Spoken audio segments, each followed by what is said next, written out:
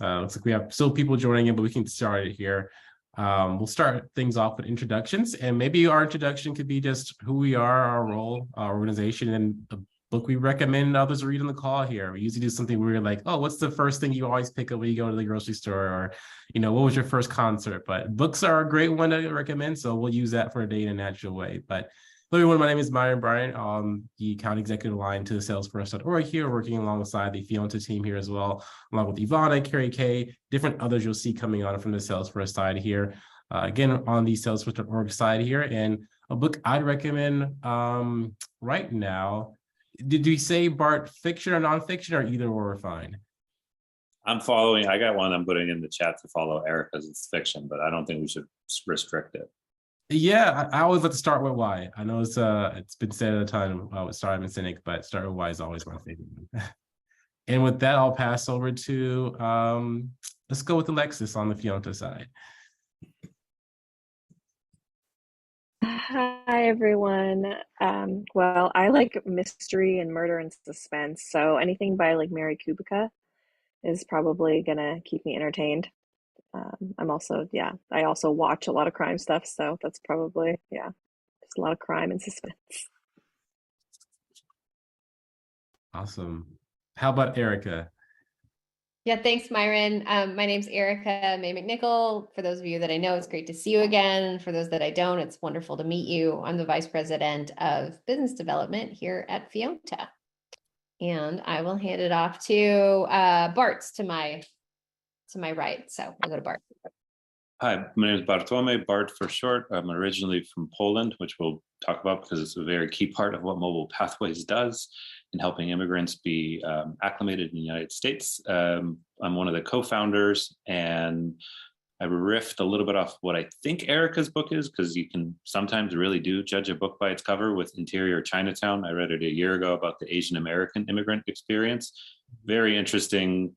I randomly picked it up because of the cover. And it's a twisted narrative, not twisted in a sadistic way, just twisted. It's a little off the wall, but it's very enjoyable. Yeah. Awesome. Thanks, and Bart. Peter. Oh, sorry. I was going to say Peter too, so we're on the same page. Yeah, so we're doing book recommendations and introductions. Yes, please. So my name's Peter Myers. I currently work at Navy Mutual. Before that, I spent about 20 years in behavioral health care in Arizona. Book recommendations, I have a growing library. I hoard books. Biographies are one of my favorites. Other than the fiction books, I have probably a couple by Neil Stephenson and Andy Weir. Awesome. Thanks, Peter. Next on my screen is Ivana. I like psychological thriller, horror, and mystery. I love it. Greer is next on my screen. Yeah, sure. Hey, I'm Greer Hamilton. I use they and she pronouns, and I am with an organization, APHL, Association of Public Health Labs. Let's see. Favorite books? I'll say two things. I love Mary Oliver, who's a poet, one of my favorite poets. DreamWorks is probably my favorite book of hers. And a fun fiction sci-fi type thing is Charlie Jane Anders's City in the Middle of the Night. It's some really fun like world building stuff in ways that I haven't experienced before, and I can't say enough good things. She's stellar. Awesome. Next on my screen is Alyssa. Hi, I'm Alyssa. I'm an industry advisor here at Salesforce. I was focusing on our nonprofit sector. I was hoping I could go soon because I'm not a prolific reader, but I am in the middle of The Nickel Boys, which is a very great book. I highly recommend it based on the first 5 chapters. Thank you, Alyssa. Next is Mary Dare. I'm happy to get to go after Alyssa because I can piggyback over her that I myself have not historically been a big reader, but I just started It Ends With Us, which is supposed to be a good one. We'll see. But anyway, so far so good. If you're familiar with Colleen Hoover, it's an easy read. So yeah. Oh, and by the way, I work at Fíonta. I forgot that part. I got too excited about explaining. Part of Erica McNichol's team. We're all family here one way or another. Next is Carrie Kay. Hi, y'all. I'm Carrie K. Gibo. I'm actually with the Salesforce team. I am an account executive for nonprofits. I'm actually fairly new to the team. I came from 15 years in industry as a nonprofit fundraiser, marketer, and revenue reconciliation queen, 10 years of Salesforce customer. So I'm really excited to be here with you all today. I am going to deviate a slight bit because I don't have the patience to get through an entire nonfiction work or fiction work, really. I'm going to share a poem that I really love. It's called To Be of Use by Marge Piercy. And I feel like it is such a great, I meditate on that one a lot about the kind of work that I want to do. And I feel like it really strikes a chord in this space. So I'll share it in the chat. Thank you, Carrie Kay. We love the creativity there. Next is Carrie. Hi, my name is Carrie Levin. I'm the Director of Business Development at AnitaB.org. I am a highly prolific reader and like pretty much any genre under the sun. Currently, I'm reading a nonfiction book called Hillbilly Elegy. That's actually the last book I had open too. And the next couple of people, looks like you're maybe off camera. Just pausing to say that if you're off camera, you need to have your camera on. You may need to join as a panelist if you are having issues with having your camera come on there. But that being said, a couple of people to turn them on. So Irina, we'll start with you, and then we'll pass over to who's next here. So thanks, Myron. Hi, everyone. I'm Irina. I'm at the Good Food Institute. I don't know if I have any specific book recommendations. I haven't had much time to read for fun lately. I like mystery in general, and I've been buying a lot of books for my kids, so I don't think you'll be interested in preschool recommendations much. But yeah, nice to be here with all of you today. Welcome, Irina. And I hope I'm pronouncing this correctly. Is it Jarl or Jarl? Yes, it's Daryl. I appreciate the ability to join. Yeah, I'm not a prolific reader, but there's a couple other things that I read. Really like Red Rising or Split in the Vial, or I read Terry Brooks' Child of Light and really enjoyed that. I work at Prison Fellowship. It's a nonprofit that reaches out to incarcerated men and women. And I'm trying to learn all I can about Salesforce. So thanks. Thank you. Next, we have Troy.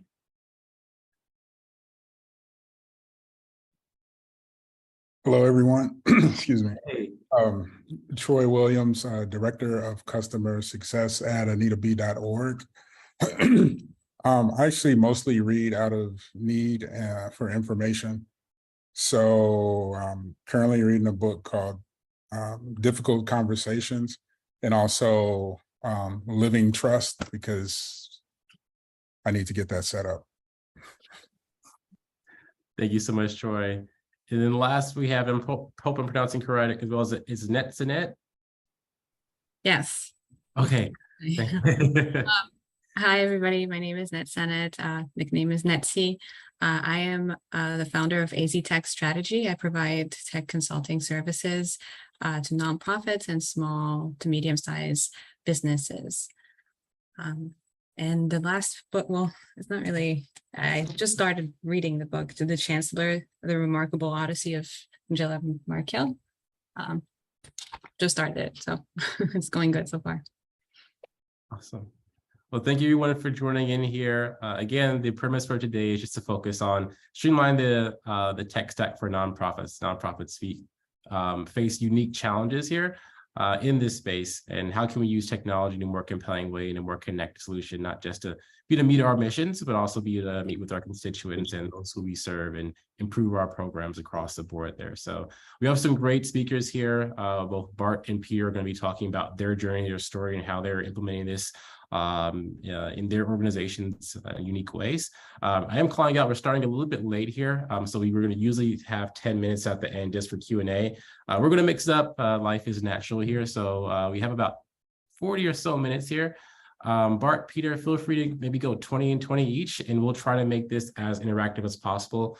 And we'll just forego with the 10 minutes at the end for Q&A. We'll just bake that in naturally to the conversation here. So let's proceed with that. Maybe have 1 or 2 minutes at the end for just feedback and next steps, but feel free to take the next 20 minutes for each one of you all for your story and delivery there. So with that being said, any other questions or thoughts from the group here? If not, we'll pass it over to who you mentioned going first, and then we'll go ahead and get things kicked off there.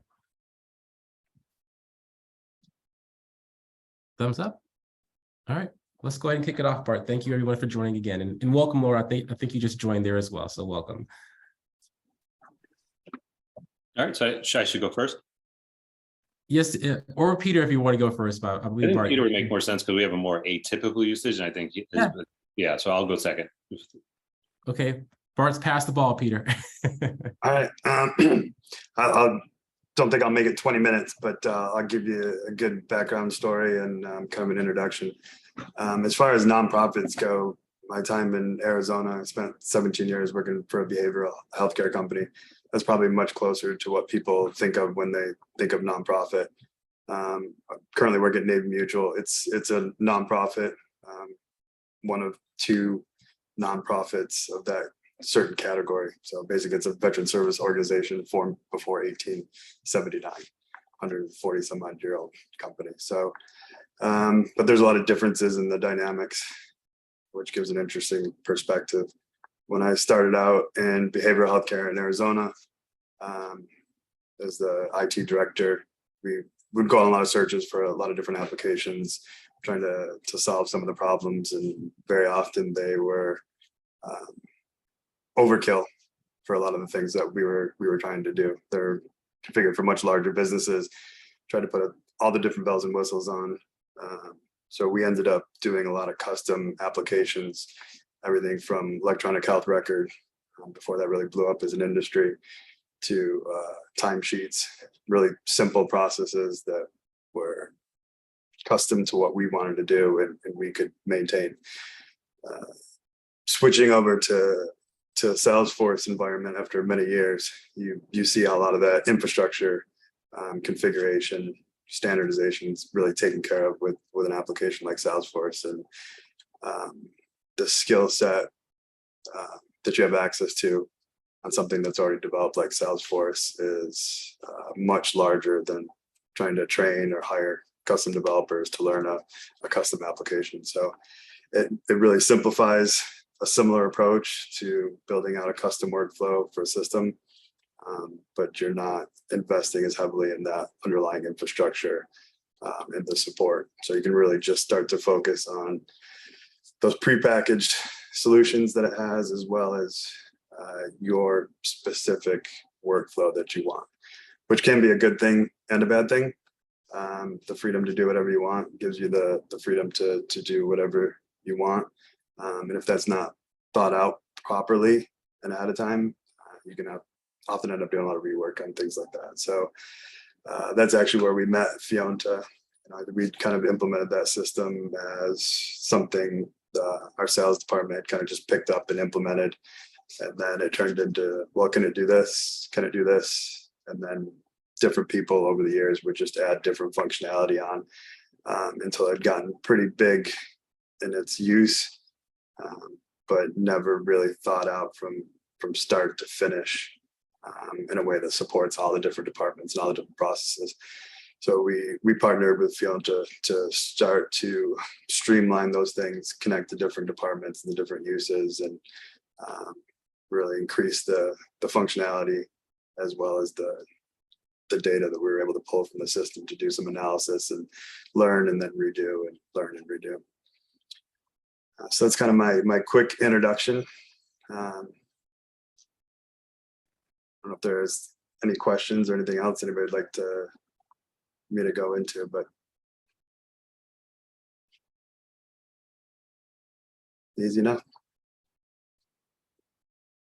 easy enough at summary, but it's harder when we get to the details. I can go into my background and then we can start just opening up and making it an open QA forum. So my name is Bartłomiej, is my full name from Bartłomiej Skorup. I'm originally from Poland. My parents brought me here at a time of, we could argue it's Russian occupation of Poland, and brought me to the United States and my sister so we could have a better and more meaningful life. Something of, I think that's always prompted me and my sister to be more involved in the for impact, whether it's nonprofit or social entrepreneurship world, and have spent the last 20 years in the intersection of philanthropy and technology. So I started in Accenture. Similar like Peter, I think I worked on arguably the world's largest database at its time, 20 years ago with the National Health Service. We had to digitize every British citizen, every British person, and get digital health records in late 2002. It was it's still going on. It was 5 consulting companies trying to digitize 82 million people's healthcare records over thousands of hospitals, tens of thousands, including at the time, Prince Charles, right? And so you have to okay, Prince Charles's health records are going to be digitized, but we have to make that really, really private versus an immigrant versus a citizen. So worked a lot in different IT systems. Around 8 years ago, I had a life-changing medical emergency that had me just kind of pivot, which I did write about in my book, but I'm not going to plug it anymore, to go into the social entrepreneurship world. I worked in international development and pretty much had used my experience of using Salesforce from the beginning. For that organization was primarily for fundraising, so opportunity management. But what we're doing with Salesforce now, and in partnership too with Fíonta, I think is far more interesting to talk about. So most immigrants, when they get here to the United States, they have to fend for themselves. And this is a nation of immigrants. We are the world's largest immigrant nation percentage-wise. I mean, it's not even close. You look at percentage of immigrants in the United States, and I think Germany's next. It's minuscule. But no one's entitled to any legal work. And it's really confusing. It took our family years to be able to save up enough for an immigration attorney to be able to finally, and I am now a proud American citizen. That is a luxury. Most immigrants can't afford it. But what they do have is this. So if you have a mobile phone, a smartphone, you can get very specific and precise information. So what we do at Mobile Pathways is we work with immigration nonprofits and immigration attorneys to be able to automatically retrieve information from government sources and send that to immigrants via text. Primarily what we call marginalized or pro se immigrants, those that can't afford legal services, which is the vast majority. We're talking about 20 million people that are essentially immigrants that cannot afford legal services, whether they're DACA, whether they're stuck at the border, whether they've been here for decades, and just by simply some manifestation of life, don't have the full paperwork that they need. And so we can send them very specific information, reminders about their cases, short info videos.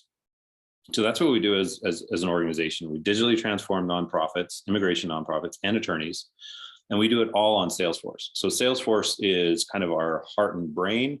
Twilio, some of you may know, is an automated, they do lots of digital communications, automatic texting, bulk texting, IVR, which I can't remember what it stands for, but basically you can listen to things and then transcribe it into information. A lot of the information sources we use from the government are phone systems. The government is so far behind that we're literally sometimes calling the government tens of thousands of times per day, listening to a message, transcribing it, and then sending it as a text, whether that text be in Spanish, English, Ukrainian, etc. How we use Salesforce, we do use it for fundraising. That's typical kind of opportunity management. What we've also done is built it and integrated into Twilio. We automatically scrape information using, it used to be called Salesforce communities, because most organizations, we didn't want to have them a full-blown Salesforce instance to be able to manage their clients. So to give you a sense, we have 145 partners. Partners are immigration nonprofits that are usually the grassroots. A couple of names are El Otro Lado. They work on the U.S. Tijuana border. Community Legal Service of East Palo Alto. We're based in California. Most of our partnerships are in California. But these are organizations that have 20 to 30 people. They're not very, they have some technical knowledge, but they need a safe place, because most of the people they serve are marginalized, to store their information. They get a login via Salesforce Experience Cloud. We branded it My Camino. so they can have information about their clients, get information about their clients. When's my case? Who's my judge? What location? And then they can send that information. Sometimes it's via text and automated, sometimes it's in person, etc. But what's been really interesting is now we're sitting on top of a lot of data because we have many partners. We have now a reach of about 1 million immigrants, and we're getting a ton of data because I'm not going to get into too nitty-gritty, but every immigrant, myself included, has this thing called an A number. It's kind of like a social security number, but without all the tax implications, and it's not tied to as many things. That A number tracks many things, such as your case for whether you're in the removal space, meaning you're about to be kicked out, or if you're in the affirmative space, like I need a green card. There's a lot of information you can get with that one number. And so with 145 partners, a lot of immigration clients of those partners, we're amassing a lot of data. We have now 100 million rows of data. And I saw there was a pre-question about what do you do with all the data? We cannot, like, Salesforce barfs. that's way too much information to be able to consistently manage. So what we're doing now as a 3-year plan is to strategically disseminate that data as evidence. We are not an advocacy organization. We never intend to be. We just want to make sure immigrants are safe and prepared. And that means sending them information, whether that's updates about their case or little info videos in different languages. But with some of our partners are advocacy based. And we have had some of our data used in class action lawsuits, especially during the pandemic, to socially distance inmates in ICE detention facilities. Some of our data was used in some of those ACLU lawsuits. It was a little bit reactive. And as an organization this year, we decided to be proactive. We want to be known as a place of real time or near real time immigration justice information. Where are the failures? Why is there so many more people being removed in Texas versus Arizona versus California? Why is this one judge ruling in this way consistently asylum seekers with a potential bias? We're sitting on that information, but it's going to take us 3 years.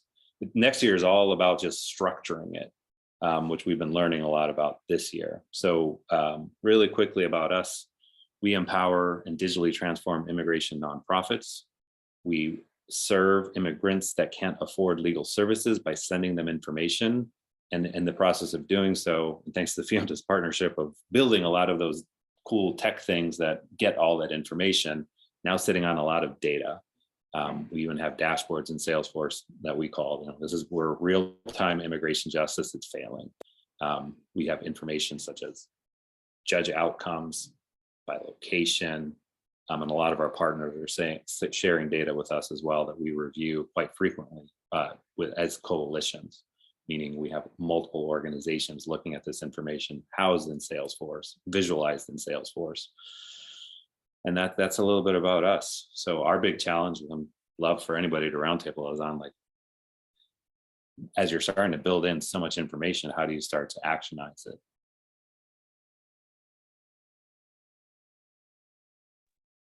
Thanks for that, Bart. And 2 of you had submitted some questions beforehand. So I think Bart addressed some of those, but wanted to just kind of open it up for questions based on, Peter and Bart's shares. Well, I actually didn't, I touched upon it, but I have a much longer response if you want to read that question, just to tee it off as people think of it. Yeah, I've got it open here.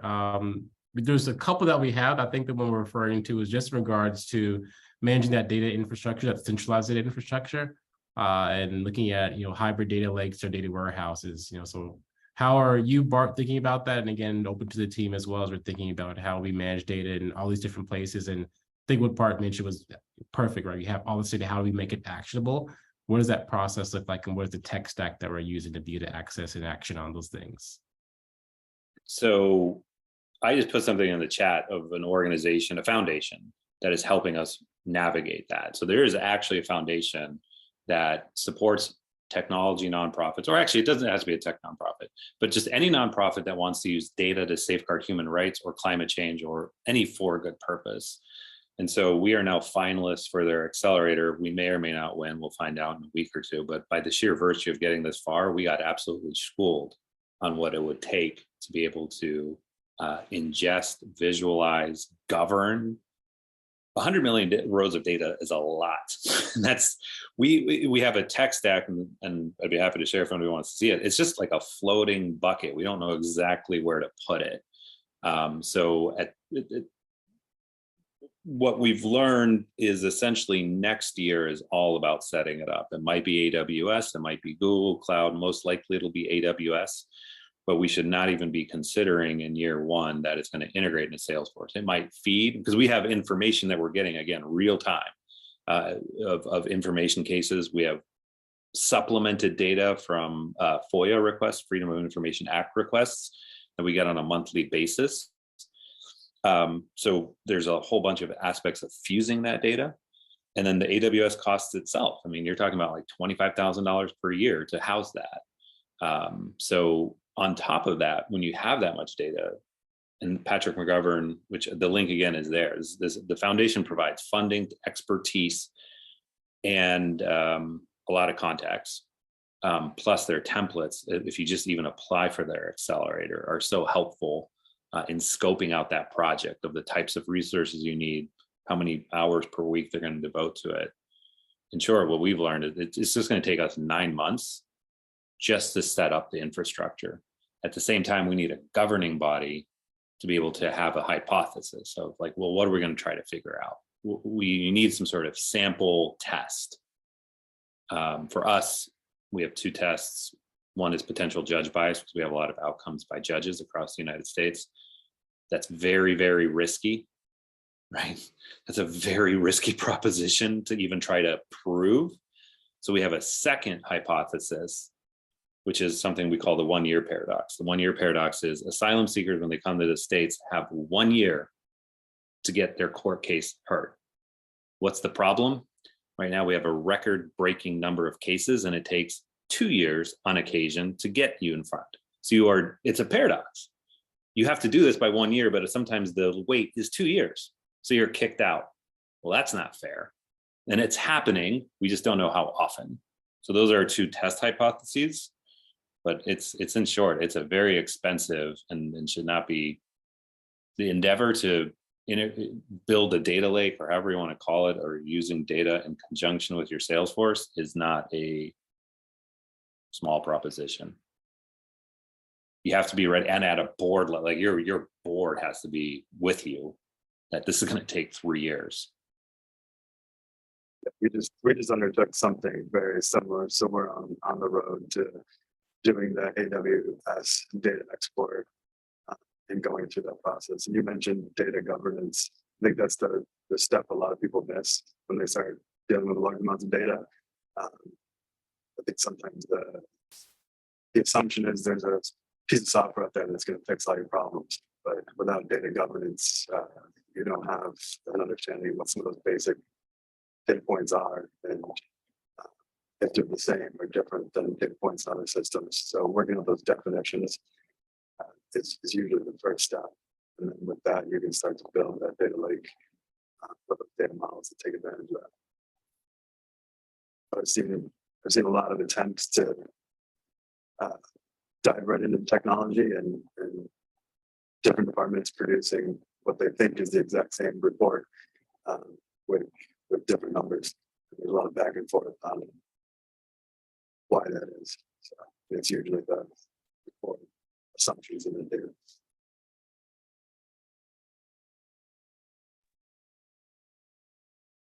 But we're not. Peter.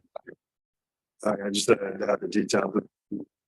The AWS data lake that we're using, because we're doing almost a complete full stack refresh of everything over the next next year.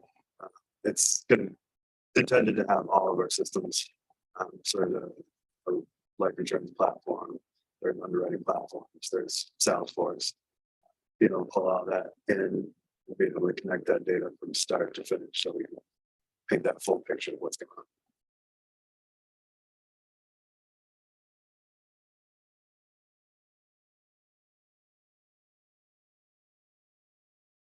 Awesome.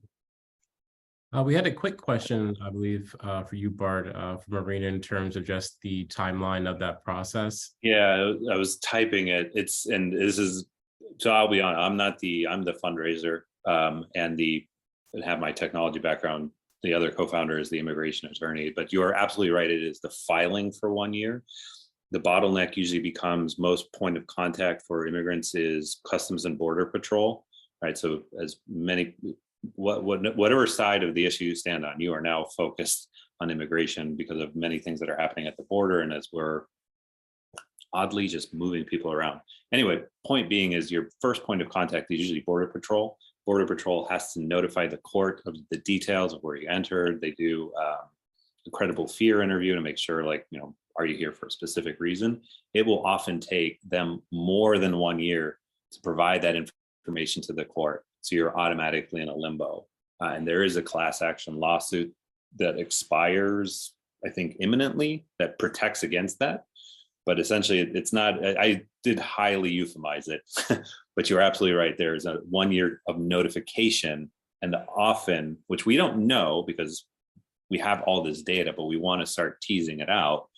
Our suspicion is that Border Patrol takes too long to notify the courts.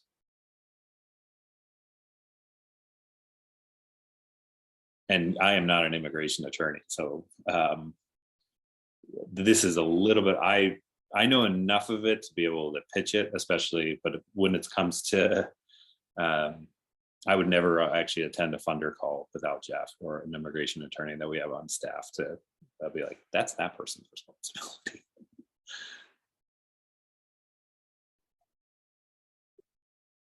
Thanks, Bart. Looks like Carrie K has a really good question in the chat there. Carrie K, would you like for me to read this out, or do you want to kind of talk? I can just ask. I was thinking, in the interest, similar to Irina, full disclosure, I used to work for an organization that ran a hotline off of Salesforce. And so I was asking a little bit if you could share kind of what it looks like to streamline your tech stack with such sensitive data, and like what impact does that have on the process? And also, like, what concerns did you have? Because I think that that's something that a lot of organizations are facing, especially right now. Peter, you want first, Craig? I can take a stab at that. The sensitive data issue, I think, was one of the things that kept a lot of people from fully utilizing Salesforce, the company I'm at right now. The idea that sensitive data is in the cloud, somehow that's less secure than having it on a computer in the data center. So a lot of the processes were built up and made things a little bit confusing, but there's different data classifications, obviously, and once you know what data classifications you're dealing with, it becomes a little bit more direct on what you need to do, who can have access to that. Even to the point where we've opened that up, making sure that only the access that you need to do your job is granted to the people that are interfacing with that. There's still some data where we just don't mix it. There's kind of a separate, isolated computer system for a lot of the veterans' health information that only 2 or 3 people in the entire company have access to, just because we want to make sure that that data is only used for supporting those veterans and just not mixed with anything else. Yeah, similar for us, I'd say, 2 main core values of Mobile Pathways is trust and innovation. So on the trust piece, when we are introduced to a new partner, or sometimes we look for a new partner, like, you're an amazing immigration nonprofit in South Dakota, we'd love to work with you. The first question I ask is, how secure is my information? And we have a detailed MOU, we have a data privacy policy that actually Salesforce Corporate Counsel even provided some information to, because a lot of our partners would ask, like, well, we were founded under the previous administration, right? So we're a young organization that was founded in a different time where people were anyone that served the immigrant community was scared. And so they're like, well, what would happen if you got subpoenaed? What would happen if Salesforce got subpoenaed? we got written documentation of all of that, covered all of our bases, to basically tell our partners, if you store your information with us, it is yours entirely. We will, and I'm happy to even share some of our dashboard because we separate it as metadata. Like we will look at outcomes by judge, but we never would share what person got that judge, meaning like, or outcome by location or average wait time, things of that. Like it takes 720 days for an asylum case to get filed in the United States. It takes 90 days in Poland, by the way. So we are 10 times as slow, and it just keeps getting worse. But that is all what we call internally metadata or immigration trend data. We do not absolutely share PI. I can't access it. I cannot go into Salesforce and burrow down and see any specific case. Those are kept under lock and key. The funniest part of all this, once we get all through that, we build the trust in the nonprofits. Like, well, here's our information, and it's on a Google sheet. I was like, are you effing kidding me? You've been storing, because we work with some grassroots organizations, and it's like, okay, we went through all this, and you have it on a Google sheet, really? With like a number and case information. And that's not all the partners, but there are a few that we've worked with where like, come on, like we went through all these hoops to show how secure we are.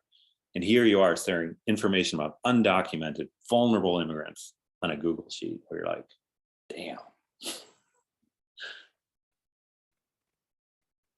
I think Greer had a question related to that, Bart. Yeah, it's actually a little bit going back to some of the governance pieces, which is what you're talking about. I think my organization right now is expanding a lot of the ways that we're storing and collecting data, and we have lots of like monitoring and evaluation data of lots of our members, and we have some policies in place when it comes to that data governance, but we have sort of a project that's coming up that is, one of those things where everybody wants it yesterday, and I'm trying to figure out how to get people on board for saying, let's really think about how to be handling this data, and whether it's just the volume of it or the permissions and the access and security. And so I'm curious if either of you have suggestions on, how to get buy-in from folks and how to really make that part of the process. Yeah, so we've been dealing, there's been an expectation even as we made this decision earlier this year to essentially what we would call disseminate evidence, because we had been sitting on top of all this information. And there was like an expectation like, great, we'll see trends in a few months. And our view is we've created a steering committee, including our board, a few people from like our innovation director, Posey, and some of our partners, and working on a few of those to be absolutely brief champions, including the executive director, who is also very eager to be able to see like, well, what can we learn? I'm seeing this all the time, or these law offices are seeing this all the time, and really spending a lot of time, those are champions, as I call them, to say that this is not as simple as you think. And then that steering committee meets on a quarterly basis. So you can prevent that chomping at the bit, because one, even just setting up, if you have a lot of information, it's just going to take a lot of time just to set it up from an infrastructure perspective. Then there's all the sensitivity about PII data. I can't tell you how many debates, and I would probably get in trouble if anybody heard this too, that we talk about potential judge bias. Like people, like that's a very sensitive thing. And so the more you have those steering committee around it, and the more you even discuss and I think it was helpful. It wasn't intentional, by the way, but it was helpful that the controversial topic like potential judge bias was thrown out in the first meeting, where people step back and they're like, you're right. This isn't something you can just accuse somebody of, especially when your reputation is at risk. I mean, if judges have a high, and ostensibly so, and for very good reason. So my short answer is steering committees go a long way, and brief a couple of those people in the steering committee about, like, really annoy them with all the details. Then they'll start to get it of like, wow, this is not as simple as we thought.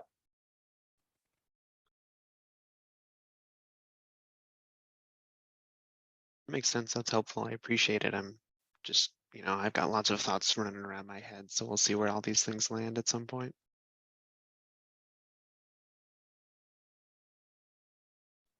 And definitely for anybody on it, because it's nonprofits, it was new to us about Patrick McGovern.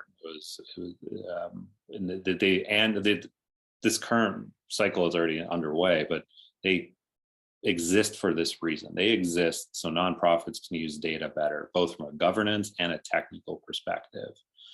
I'm just really inspired that somebody like an organization like there exists that provides funding, technical expertise, governance expertise. Like, this is great to be able to share our stories, but definitely check out that website.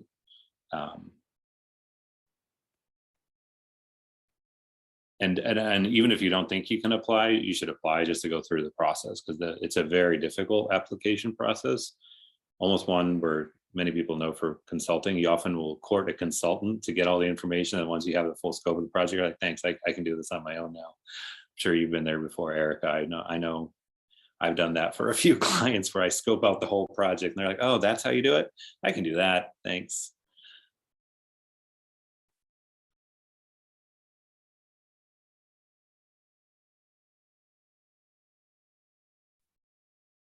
I think one of the questions that we have, or at least themes from the questions, is kind of more around teaming here, building effective IT teams, resource and planning from that perspective as well there. I think we talked a lot about the technology and the tech stack that involves that, but what team supports that tech stack from a technology side as well? And how are you both thinking about that side of things?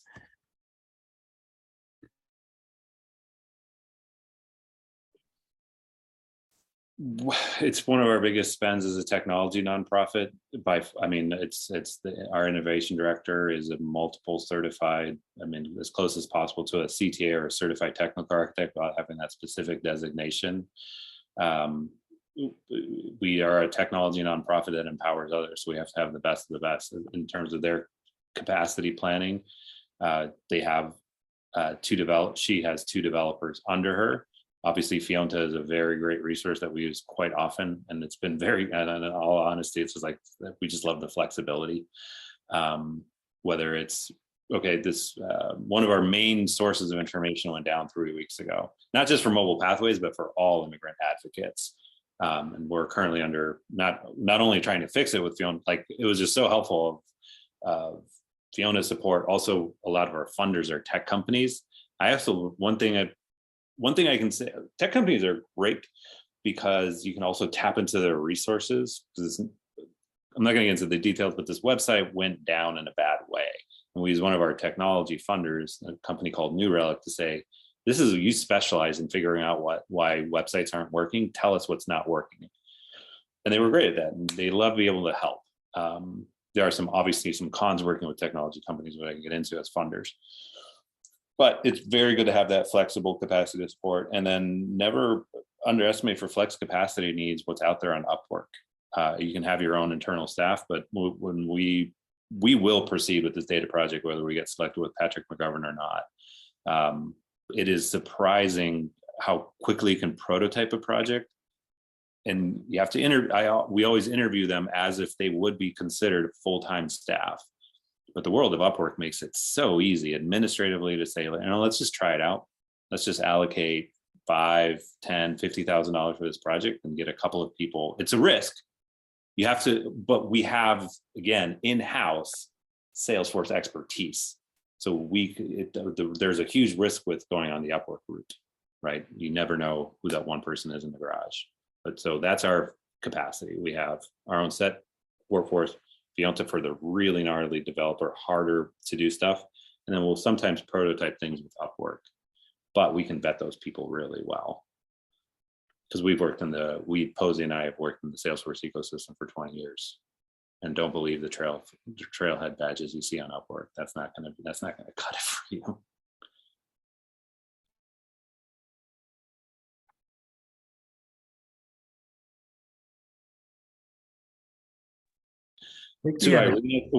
Sorry, I saw Irina's question. That's what I was going to mention as well. We're right in sync, Bart, as always.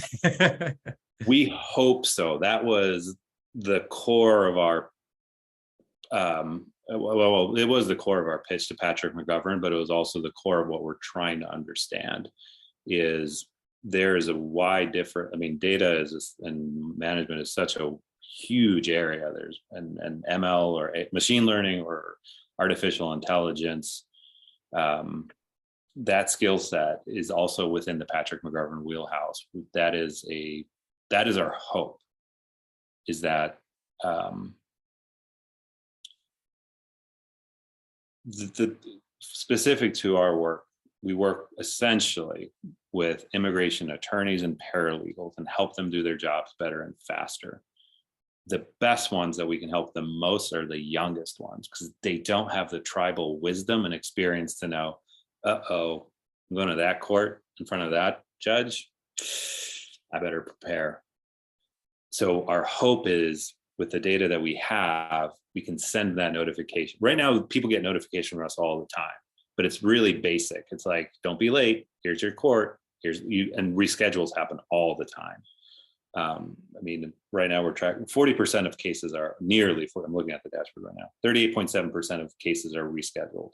And sometimes these are matters of life and death. Like if you miss your case, you could be deported, go back to Venezuela, you go back to Afghanistan, you go back to Ukraine, you go back to Russia. You're not looking at a pretty situation. So these are very important. And so right now we're sending basic information, but we'd really like to send smart information to help those younger immigration advocates, attorneys, and paralegals say, okay, you're going to this court in front of this person, be prepared.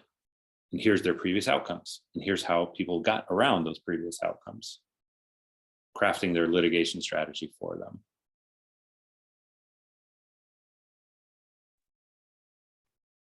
It's such an incredible use of the platform, Bart. I didn't know that amount of detail with like. It's a 3-year pipe dream.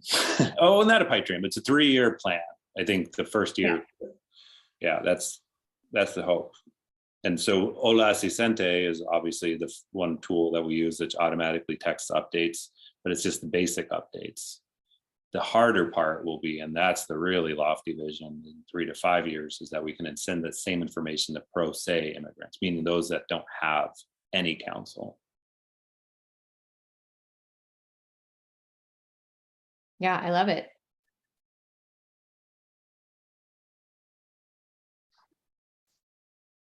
Well, I know we're getting towards the hour here, so I just want to open up to see if there's maybe one last question from the group.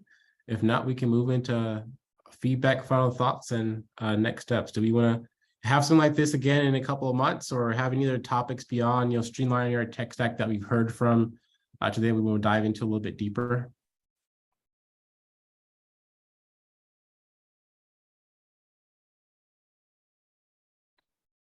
Seeing different head nods, so we'll dive into that more. Well, to Bart and Peter, first of all, thank you all for just coming in and sharing a little bit more about you all stories, how you all are thinking about the space and some of the successes you're having with the team and the platform here. To all the attendees, thank you all for attending. Everyone has been involved in this process. Again, we've mentioned a number of different questions that you sent over, and we see different notes being taken here. So thank you all for attending and working with us. Of course, thank you to Fíonta as well. They are a premier, one of our favorite partners here at Salesforce. We do a ton of different projects with them, and you're hearing from both Bart and Peter just the success they have with working with customers like yourselves there. So really appreciate working with you all. Seeing you guys are really one of our best partners in the ecosystem, and I love hopping on calls and talking with customers with each and every one of you. So thank you. So across every board, thank you to everyone on the call. Again, one more pause here if there's anything else we want to discuss. If not, then we'll go ahead and deliberate and chat again here soon. Thank you very much, Byron. Thank you, everyone. Thank you. Thank you, Erica. Thank you. Appreciate everyone's time. Bye. Bye. Take care.